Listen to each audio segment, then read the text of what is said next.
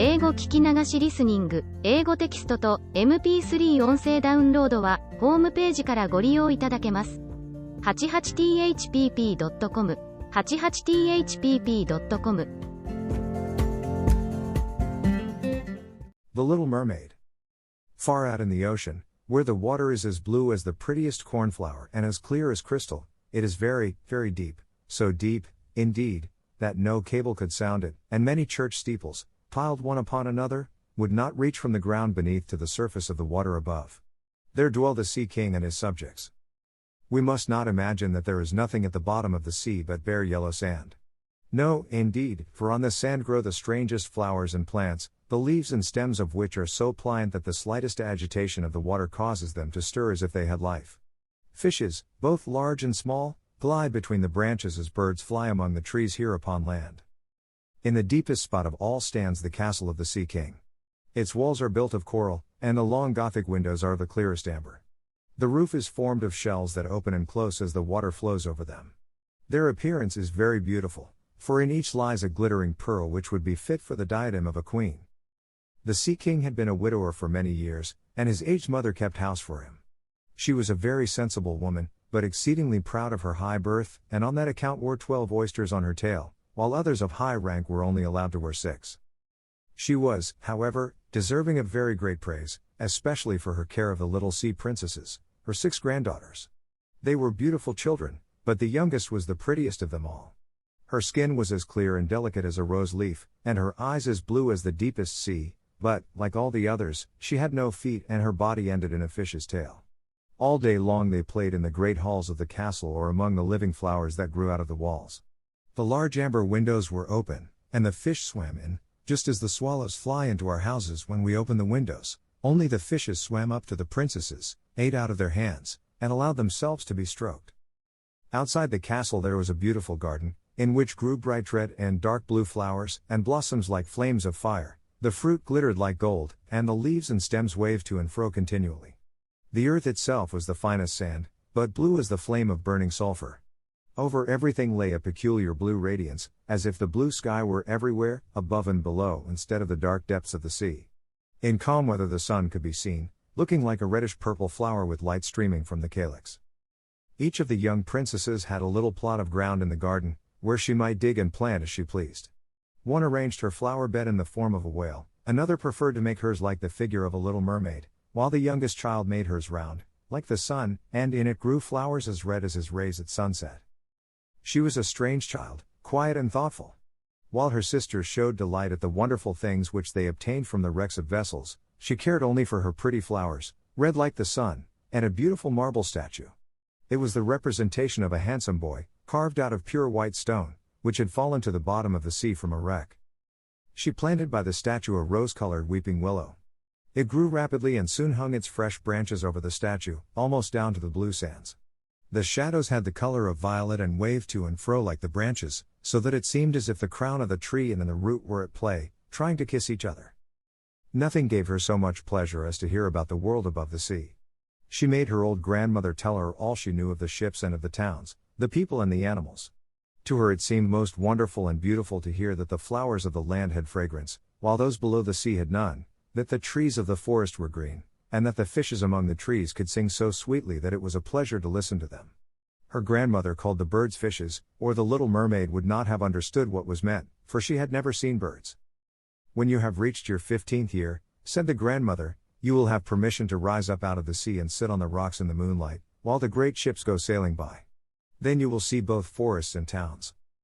In the following year, one of the sisters would be 15, but as each was a year younger than the other, the youngest would have to wait 5 years before her turn came to rise up from the bottom of the ocean to see the earth as we do.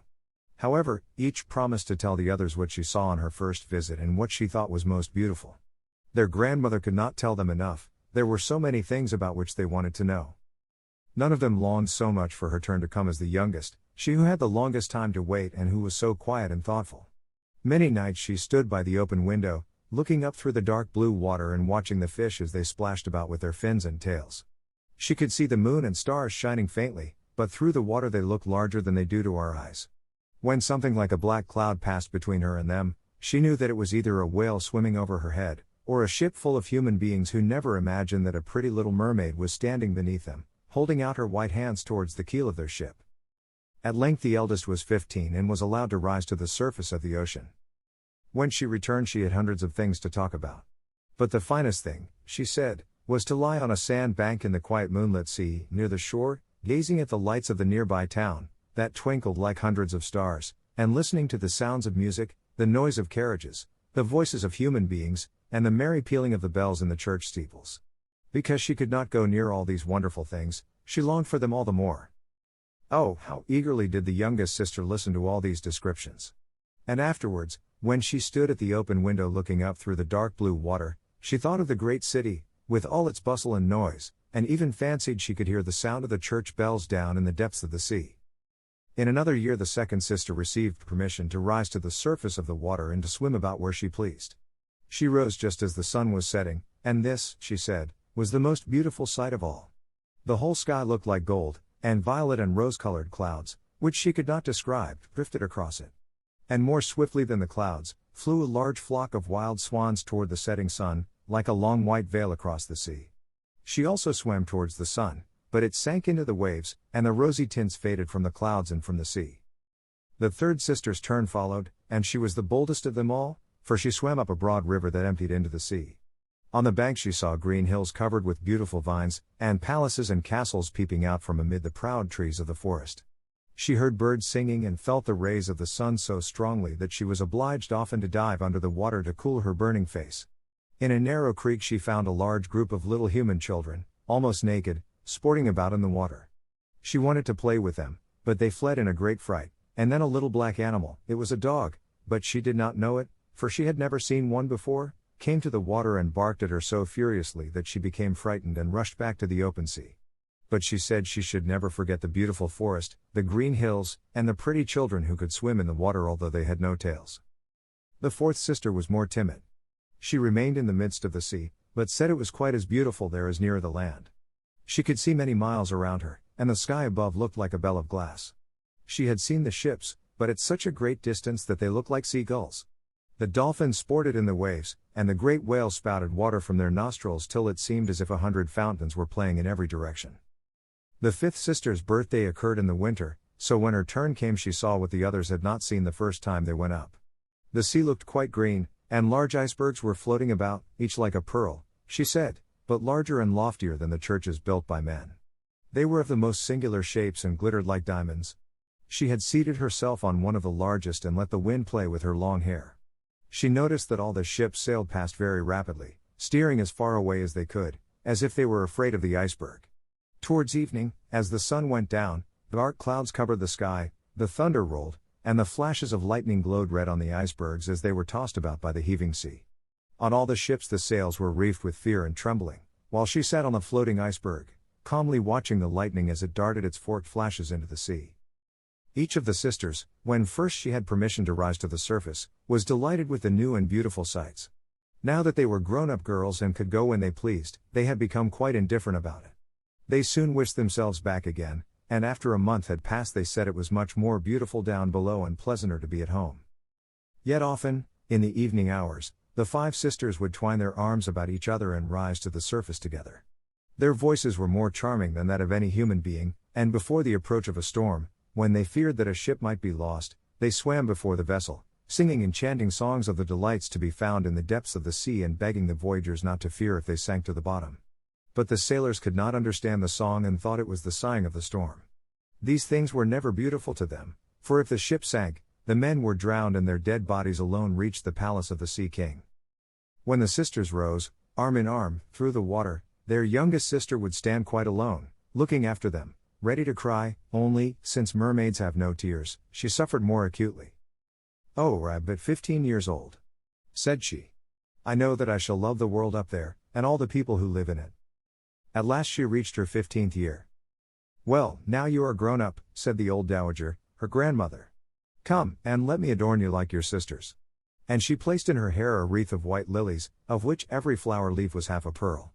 Then the old lady ordered 8 great oysters to attach themselves to the tail of the princess to show her high rank. "But they hurt me so," said the little mermaid. "Yes, I know, pride must suffer pain," replied the old lady. Oh, how gladly she would have shaken off all this grandeur and laid aside the heavy wreath. The red flowers in her own garden would have suited her much better. But she could not change herself, so she said farewell and rose as lightly as a bubble to the surface of the water. The sun had just set when she raised her head above the waves. The clouds were tinted with crimson and gold, and through the glimmering twilight beamed the evening star in all its beauty. The sea was calm, and the air mild and fresh. A large ship with 3 masts lay becalmed on the water. Only one sail was set, for not a breeze stirred, and the sailors sat idle on deck or amidst the rigging. There was music and song on board, and as darkness came on, 100 colored lanterns were lighted, as if the flags of all nations waved in the air. The little mermaid swam close to the cabin windows, and now and then, as the waves lifted her up, she could look in through glass window panes and see a number of gaily dressed people. Among them, and the most beautiful of all, was a young prince with large, black eyes. He was 16 years of age, and his birthday was being celebrated with great display. The sailors were dancing on deck, and when the prince came out of the cabin, more than 100 rockets rose in the air, making it as bright as day. The little mermaid was so startled that she dived under water, and when she again stretched out her head, it looked as if all the stars of heaven were falling around her. She had never seen such fireworks before. Great suns spurted fire about, splendid fireflies flew into the blue air, and everything was reflected in the clear, calm sea beneath. The ship itself was so brightly illuminated that all the people, and even the smallest rope, could be distinctly seen. How handsome the young prince looked, as he pressed the hands of all his guests and smiled at them, while the music resounded through the clear night air. It was very late, yet the little mermaid could not take her eyes from the ship or from the beautiful prince. The colored lanterns had been extinguished, no more rockets rose in the air, and the cannon had ceased firing, but the sea became restless, and a moaning, grumbling sound could be heard beneath the waves. Still the little mermaid remained by the cabin window, rocking up and down on the water, so that she could look within. After a while the sails were quickly set, and the ship went on her way. But soon the waves rose higher, heavy clouds darkened the sky, and lightning appeared in the distance. A dreadful storm was approaching. Once more the sails were furled, and the great ship pursued her flying course over the raging sea. The waves rose mountain high, as if they would overtop the mast, but the ship dived like a swan between them, then rose again on their lofty, foaming crests.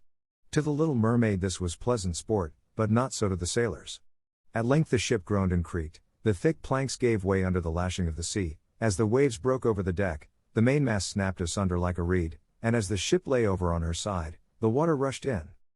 The little mermaid now perceived that the crew were in danger, even she was obliged to be careful, to avoid the beams and planks of the wreck which lay scattered on the water. At one moment it was pitch dark so that she could not see a single object, but when a flash of lightning came it revealed the whole scene. She could see every one who had been on board except the prince. When the ship parted, she had seen him sink into the deep waves, and she was glad, for she thought he would now be with her.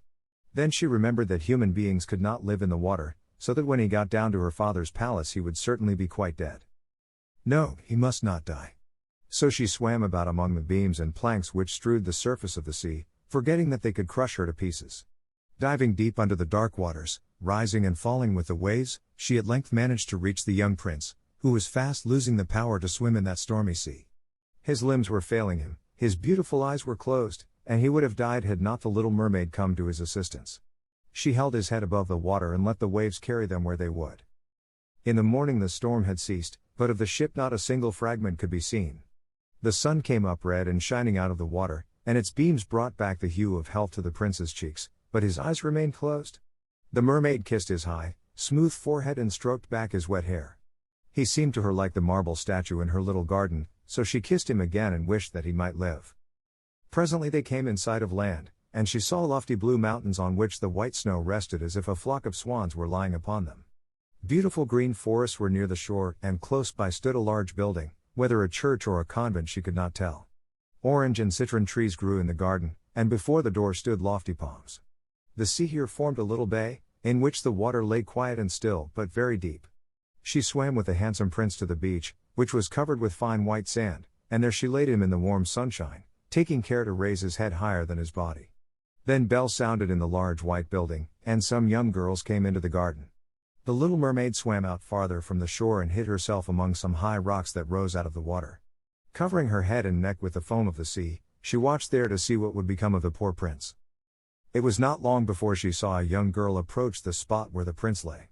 She seemed frightened at first, but only for a moment, then she brought a number of people, And the mermaid saw that the prince came to life again and smiled upon those who stood about him. But to her he sent no smile, he knew not that she had saved him. This made her very sorrowful, and when he was led away into the great building, she dived down into the water and returned to her father's castle. She had always been silent and thoughtful, and now she was more so than ever. Her sisters asked her what she had seen during her first visit to the surface of the water, but she could tell them nothing. Many an evening and morning did she rise to the place where she had left the prince. She saw the fruits in the garden ripen and watched them gathered, she watched the snow on the mountain tops melt away, but never did she see the prince, and therefore she always returned home more sorrowful than before. It was her only comfort to sit in her own little garden and fling her arm around the beautiful marble statue, which was like the prince. She gave up tending her flowers, and they grew in wild confusion over the paths, twining their long leaves and stems round the branches of the tree so that the whole place became dark and gloomy. At length she could bear it no longer and told one of her sisters all about it. Then the others heard the secret, and very soon it became known to several mermaids, one of whom had an intimate friend who happened to know about the prince. She had also seen the festival on board ship, and she told them where the prince came from and where his palace stood. "Come, little sister," said the other princesses. Then they entwined their arms and rose together to the surface of the water, near the spot where they knew the prince's palace stood. It was built of bright yellow, shining stone and had long flights of marble steps, one of which reached quite down to the sea. Splendid gilded cupolas rose over the roof, and between the pillars that surrounded the whole building stood lifelike statues of marble. Through the clear crystal of the lofty windows could be seen noble rooms, with costly silk curtains and hangings of tapestry and walls covered with beautiful paintings. In the center of the largest salon a fountain threw its sparkling jets high up into the glass cupola of the ceiling, through which the sun shone in upon the water and upon the beautiful plants that grew in the basin of the fountain. Now that the little mermaid knew where the prince lived, she spent many an evening and many a night on the water near the palace. She would swim much nearer the shore than any of the others had ventured, and once she went up the narrow channel under the marble balcony, which threw a broad shadow on the water. Here she sat and watched the young prince, who thought himself alone in the bright moonlight. She often saw him evenings, sailing in a beautiful boat on which music sounded and flags waved. She peeped out from among the green rushes, and if the wind caught her long silvery white veil, those who saw it believed it to be a swan, spreading out its wings. Many a night, too, when the fishermen set their nets by the light of their torches, she heard them relate many good things about the young prince. And this made her glad that she had saved his life when he was tossed about half dead on the waves. She remembered how his head had rested on her bosom and how heartily she had kissed him, but he knew nothing of all this and could not even dream of her. She grew more and more to like human beings and wished more and more to be able to wander about with those whose worlds seemed to be so much larger than her own. They could fly over the sea in ships and mount the high hills which were far above the clouds, and the lands they possessed, their woods and their fields, stretched far away beyond the reach of her sight. There was so much that she wished to know. But her sisters were unable to answer all her questions. She then went to her old grandmother, who knew all about the upper world, which she rightly called the lands above the sea. "If human beings are not drowned," asked the little mermaid, "can they live forever? Do they never die, as we do here in the sea?" "Yes," replied the old lady, "they must also die, and their term of life is even shorter than ours. We sometimes live for 300 years, but when we cease to exist here, we become only foam on the surface of the water and have not even a grave among those we love. We have not immortal souls, we shall never live again. Like the green seaweed when once it has been cut off, we can never flourish more. Human beings, on the contrary, have souls which live forever, even after the body has been turned to dust. They rise up through the clear, pure air, beyond the glittering stars. As we rise out of the water and behold all the land of the earth, so do they rise to unknown and glorious regions which we shall never see." "Why have not we immortal souls?" asked the little mermaid, mournfully. "I would gladly give all the hundreds of years that I have to live, to be a human being only for one day and to have the hope of knowing the happiness of that glorious world above the stars." "You must not think that," said the old woman. "We believe that we are much happier and much better off than human beings." "So I shall die," said the little mermaid, "and as the foam of the sea I shall be driven about, never again to hear the music of the waves or to see the pretty flowers or the red sun? Is there anything I can do to win an immortal soul?" "No," said the old woman, "unless a man should love you so much that you were more to him than his father or his mother, and if all his thoughts and all his love were fixed upon you, and the priest placed his right hand in yours, and he promised to be true to you here and hereafter, then his soul would glide into your body, and you would obtain a share in the future happiness of mankind. He would give to you a soul and retain his own as well, but this can never happen. Your fish's tail, which among us is considered so beautiful, on earth is thought to be quite ugly. They do not know any better, and they think it necessary, in order to be handsome, to have two stout props, which they call legs. Then the little mermaid sighed and looked sorrowfully at her fish's tail. Let us be happy, said the old lady, and dart and spring about during the 300 years that we have to live, which is really quite long enough. After that we can rest ourselves all the better. This evening we are going to have a court ball. It was one of those splendid sights which we can never see on earth. The walls and the ceiling of the large ballroom were of thick but transparent crystal. Many hundreds of colossal shells, some of a deep red, others of a grass green, with blue fire in them, stood in rows on each side. These lighted up the whole salon and shone through the walls so that the sea was also illuminated. Innumerable fishes, great and small, swam past the crystal walls. On some of them the scales glowed with a purple brilliance, and on others shone like silver and gold. Through the halls flowed a broad stream, and in it danced the merman and the mermaids to the music of their own sweet singing. No one on earth has such lovely voices as they, but the little mermaid sang more sweetly than all. The whole court applauded her with hands and tails, and for a moment her heart felt quite gay, for she knew she had the sweetest voice either on earth or in the sea. But soon she thought again of the world above her. She could not forget the charming prince, nor her sorrow that she had not an immortal soul like his.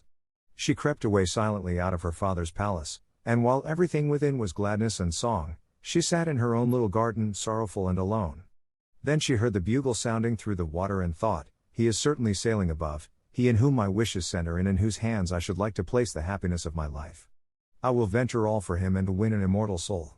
While my sisters are dancing in my father's palace I will go to the sea witch, of whom I have always been so much afraid. She can give me counsel and help.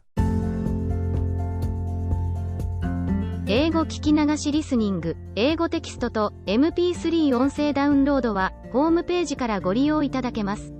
88thpp.com 88thpp.com